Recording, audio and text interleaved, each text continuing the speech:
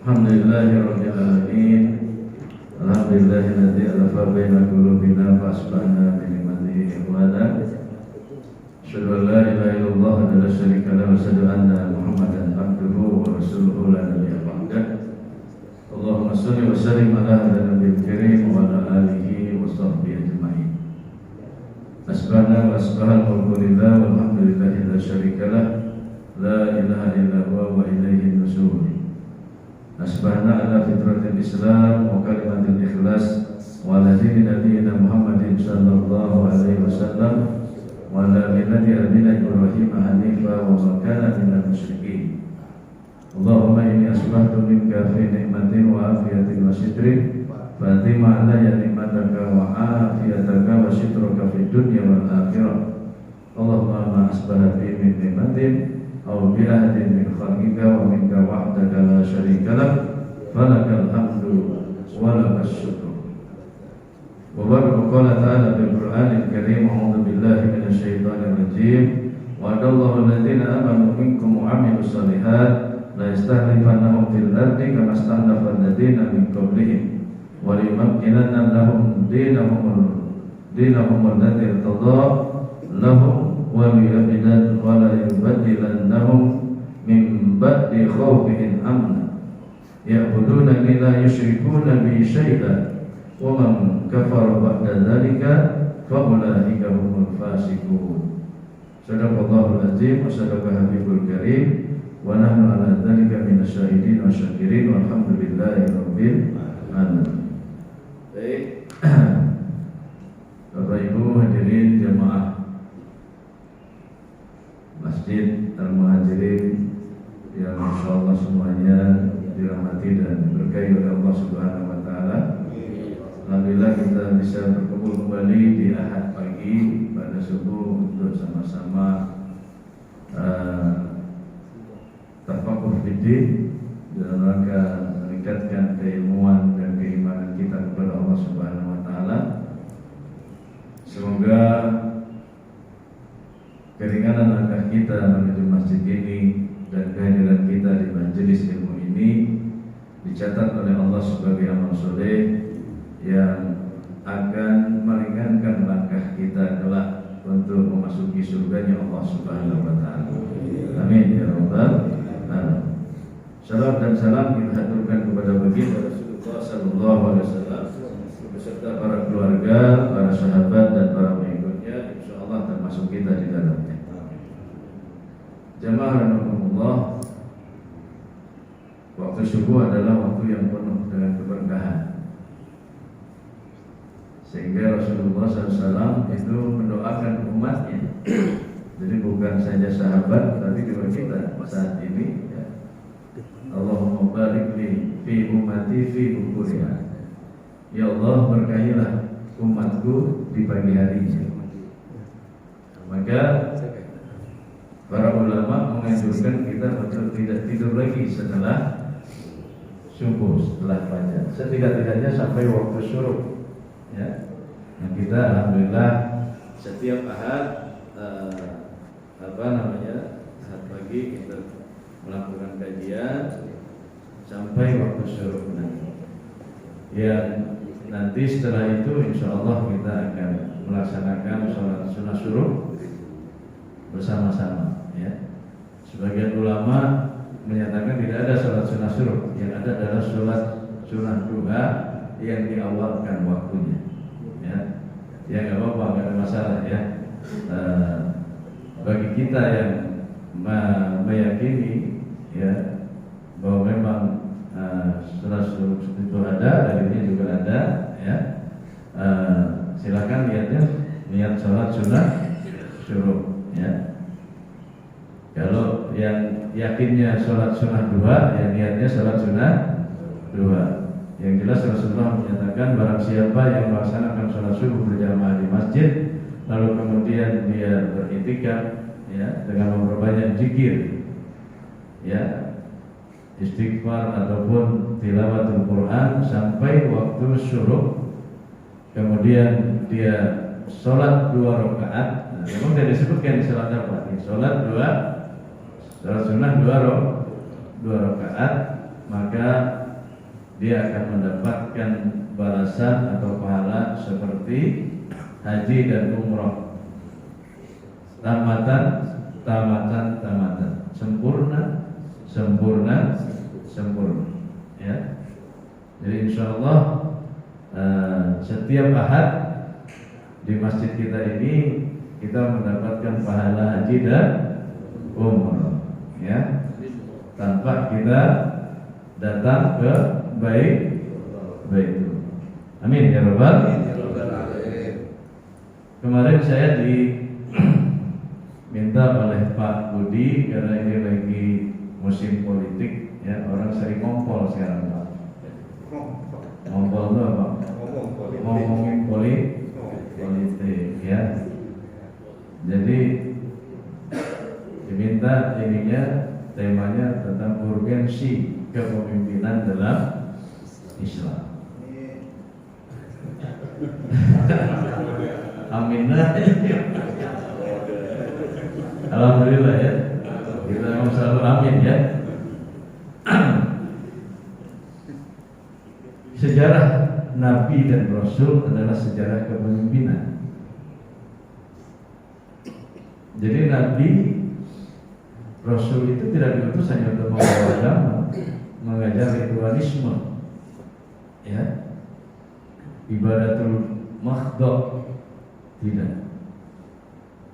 Tapi Nabi diutus, Rasul diutus untuk membimbing manusia dalam keseluruhan aspek hidup dan kehidupan, bukan saja ubudiyah tapi juga muamalah. Salah satunya adalah asia-asia, ya, masalah kepemimpinan, masalah politik, ya, masalah kenegaraan. Maka kita lihat seluruh Nabi dan Rasul itu pasti jadi pemimpin, ya, jadi pemimpin bagi umat, imam bagi umatnya, ya.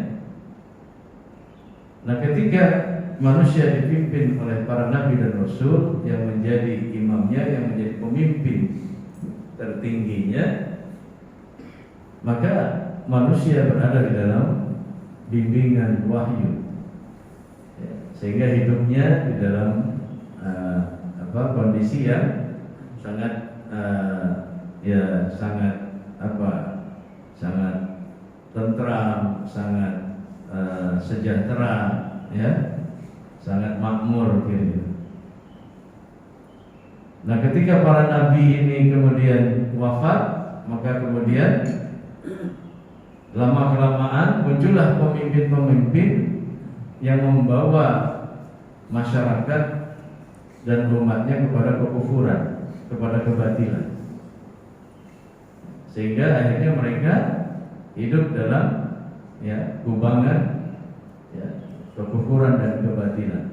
Terjadilah penindasan, kezaliman, ya, dan lain sebagainya sampai saat ini. Nah, jadi sangat tidak mungkin Islam dipisahkan dari kepemimpinan, dari perpolitikan, sangat tidak mungkin, karena memang misi Nabi adalah misi politik diantaranya, ya. Nabi Ibrahim jadi imam ketika beliau lulus dari semua ujian yang Allah berikan, kemudian Allah mengangkat beliau menjadi imam bagi manusia. Wa idzibtala Ibrahim bikalimatin fa'atammahunna. Dan ingatlah ketika Nabiullah Ibrahim diberikan ujian oleh Allah dengan ujian yang sangat berat, ya. Kita sudah tahu lah, ya, semuanya bagaimana ujian Nabi Ibrahim itu, ya, subhanallah. Lalu lulus dia. Kemudian Allah memberikan hadiah kepada Ibrahim alaihissalam. Qala inni ja'iluka lin-nasi imama. Wahai Ibrahim, karena engkau telah lulus dari segala ujian yang aku perintahkan kepadamu, maka sekarang aku angkat engkau sebagai imam bagi manusia, bagi seluruh pemimpin bagi seluruh manusia.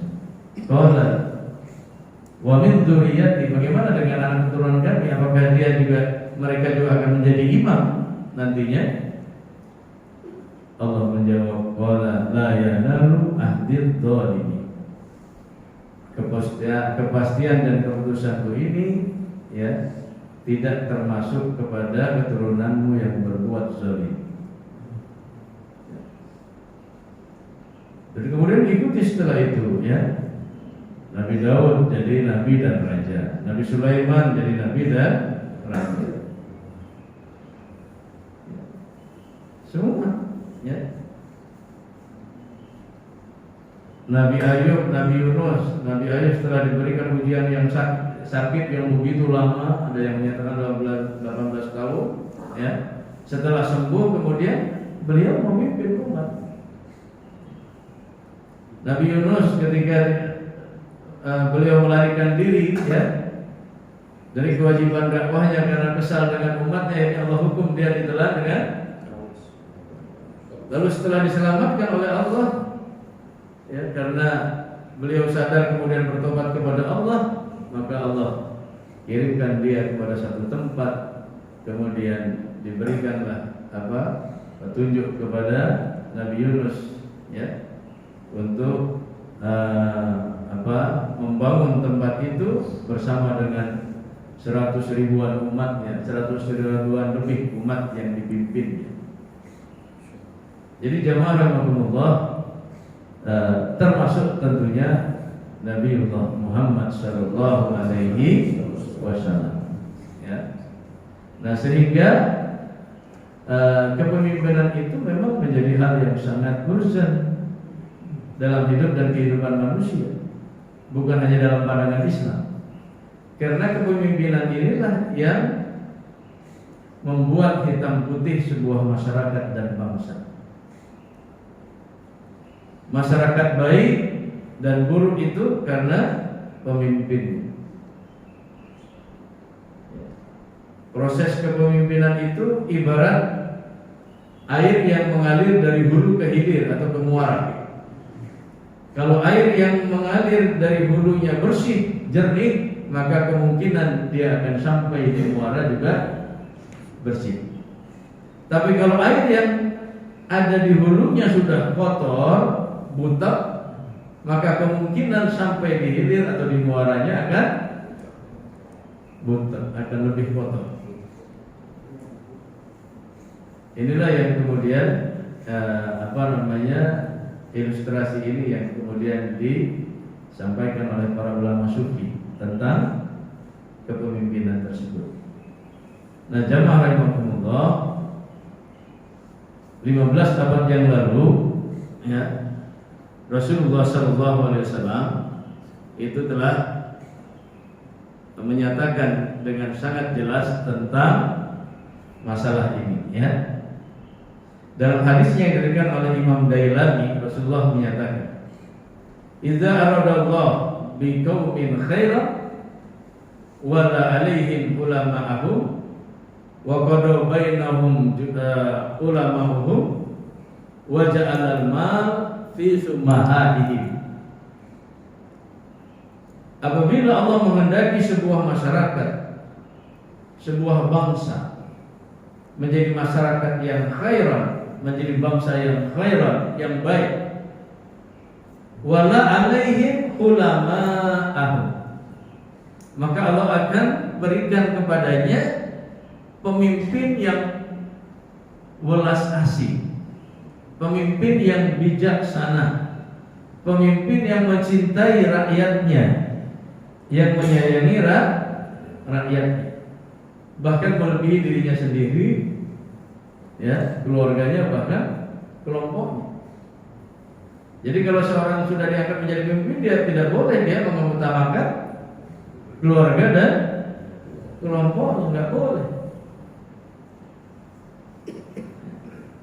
Makanya Umar bin Khattab jamaah rahimahullah itu pernah suatu saat ya terpergok sedang makan roti kering. Waktu itu beliau sedang menjadi khalifah ya, saat menjadi Amirul Mukminin. Kita tahu kekuasaan Umar ini ketika menjadi Amirul Mukminin 10 tahun dia berkuasa, Islam itu berkembang ke seluruh daratan ya, baik di Asia, Afrika maupun Eropa. Ya, kepergok sama pembantunya lagi makan roti kering. Lalu ditegur oleh pembantunya, ditanya, wahai Amirul Mukminin, ya, masih ada makanan yang lebih baik dari roti kering yang bisa Anda makan. Kenapa Anda memakan roti kering? Di sini tersedia makanan ya namanya di istana kan, atau di rumah seorang kepala negara, ya makanan kan apapun tersedia ya. Kenapa Anda memakan roti kering? Kemudian beliau menjawab, bagaimana aku bisa memakan makanan yang lain selain roti ini? Kalau aku mendengar jauh di sana masih ada rakyatku yang memakan roti kering. Allahu Akbar. Pak, gimana kita ada begini kayak gitu? Pak Anies begitu Pak ya?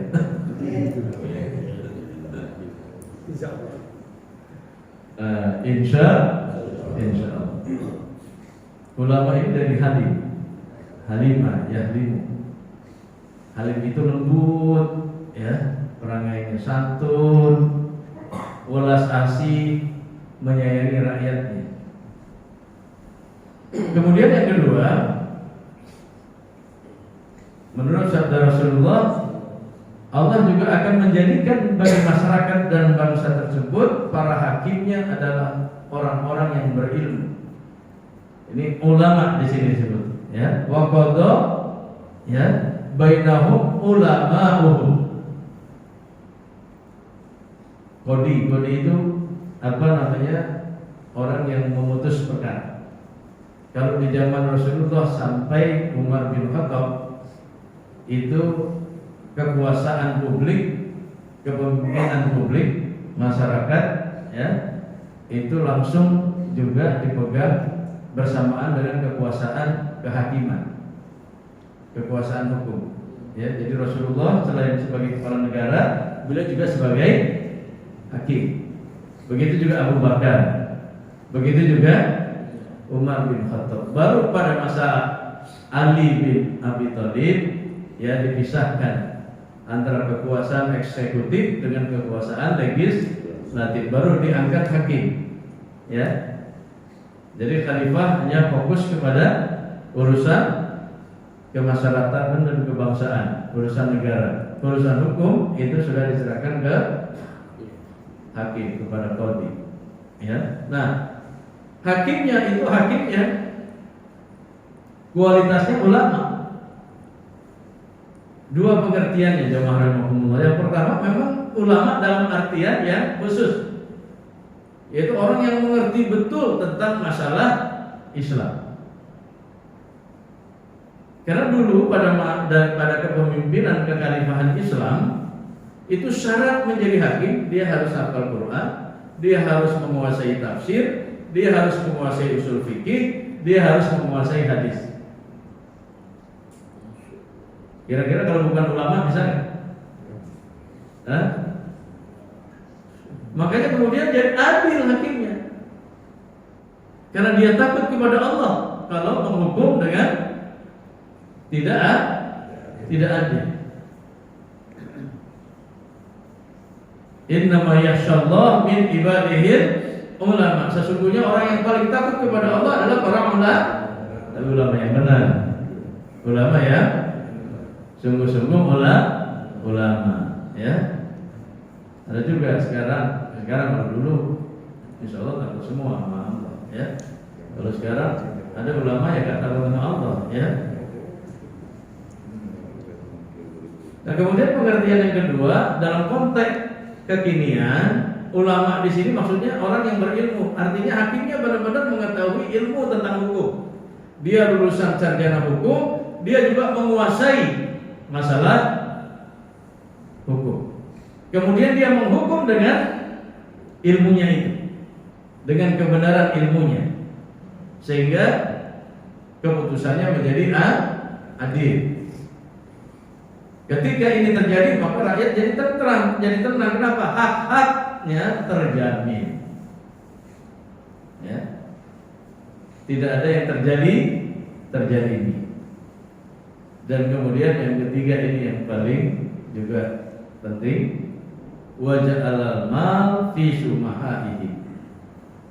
Dan Allah akan serahkan kekayaan masyarakat dan bangsa tersebut kepada orang kaya yang dermawan, kepada pengusaha yang kaya dan dermawan, kepada oligarki yang dermawan, yang sangat peduli terhadap masyarakatnya, sehingga kekayaannya dia gunakan untuk membantu masyarakat dan bangsanya. Inilah yang hadir di masa Rasulullah, di masa para sahabat Nabi, para tabi'in, orang-orang kaya, kala konglomerat, pengusaha besar yang dermawan. Mereka berlomba-lomba untuk mengkontribusikan hartanya di dalam membantu masyarakat yang tidak mampu, yang miskin. Sehingga ada memang masyarakat miskin saat itu, tapi tersupport kebutuhannya oleh orang-orang kaya mereka pada saat itu, sehingga mereka merasa terjamin. Nah, hal ini sangat menyolok itu terjadi kalau memasuki bulan Ramadan. Ketika bulan Sya'ban sebelum bulan Ramadan itu dulu itu kebiasaannya para sahabat Nabi yang kaya, para tabi'in yang kaya itu mengeluarkan hartanya, entah zakat, infak atau sedekahnya, untuk diberikan kepada saudara-saudaranya yang tidak mampu, yang miskin, untuk menjamin seluruh kebutuhannya selama bulan Ramadan itu terpenuhi dari awal sampai akhir. Bukan kebutuhan permakanannya saja, tapi kebutuhan-kebutuhan yang lainnya yang seperti mereka butuhkan. Misalnya ketika lebaran butuh apa, mungkin untuk beli pakaian dan seterusnya, itu dijamin. Jadi mereka mengeluarkan zakat, infaknya, sedekahnya itu bukan hanya 1 juta, 2 juta, 10 juta diserahkan ke masjid enggak. Tapi mereka datangi masyarakat miskin, mereka support kebutuhan hidup, sehingga akhirnya masyarakat yang tidak mampu saat itu juga juga bisa memaksimalkan ibadah Ramadannya sebulan penuh sama seperti mereka yang kaya. Kenapa? Karena tidak lagi ada yang dipikirkan di rumah. Bukanya pakai apa, sahurnya pakai apa, nanti Idul Fitri bagaimana anak-anaknya. Enggak lagi ada yang dipikirkan. Kenapa? Karena sudah Kalau sekarang gimana? Nah, kalau 3 kepemimpinan ini hadir dalam sebuah masyarakat dan bangsa, pemimpin publik yang welas asih kepada rakyatnya, kepemimpinan hukum yang adil, dan kepemimpinan ekonomi yang dermawan, maka insya Allah masyarakat dan bangsa tersebut khairan, akan menjadi masyarakat dan itu pernah hadir di masa-masa keemasan Islam.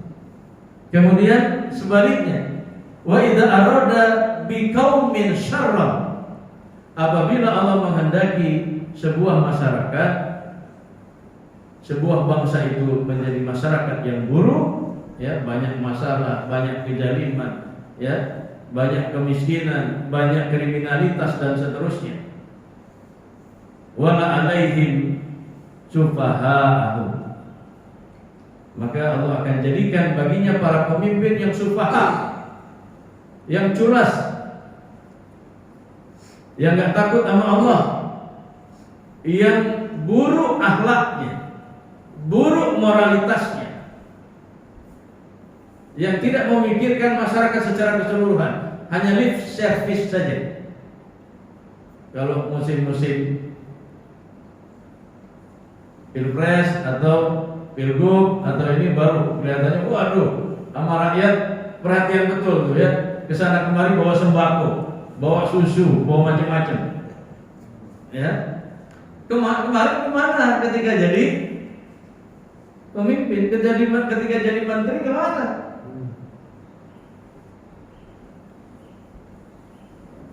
Nah, makanya ada yang menyatakan bahwa kemiskinan di Indonesia ini ada yang miskin betulan, tapi ada